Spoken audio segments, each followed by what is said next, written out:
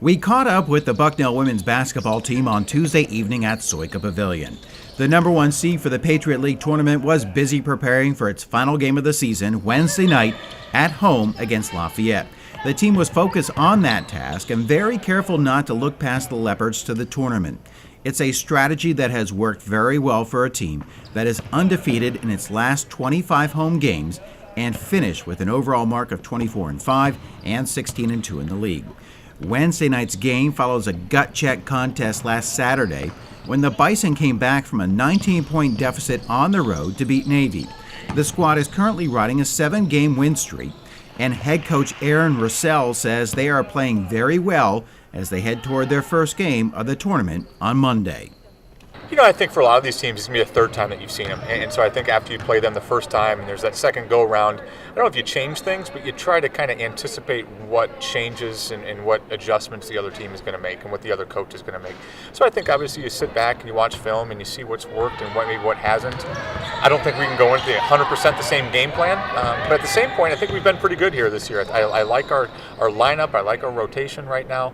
I don't think we change a whole lot. I think it's just trying to make sure that you're aware of what adjustments the other teams might see and might make and kind of try to counter adjust to that. On this evening, the players were working on half-court set plays and then stretched it out a bit to a little full-court play. It's clear this team is very tall, with 8 players at or over 6 feet, which is definitely why working the boards is one of its strong suits. I think that really can be a game changer for many reasons. Like when we give up too many offensive rebounds to the other team, we know that the games tend to be a little too close. So when coach emphasizes that at halftime, then we focus on the O boards for the other team and pull away a little bit. Bucknell's game Monday night will be against the winner of Saturday's pigtail game between Loyola and Lehigh. They beat both teams twice, but Russell says both caused problems for the Bison, although the incentive to take on Loyola may be greater for this team since that's the squad that got them in last year's tournament. I don't really know. I mean, they're both really great teams. I know we're more post-oriented, I think. We have a really big team, so I think we match up better with Lehigh maybe, but I don't know. I think both teams have really great threats, so can't take any team lightly, so we're looking forward to it.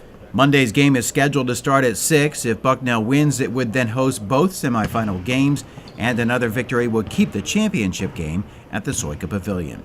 For SECV8 Sports, I'm Chris O'Rourke reporting.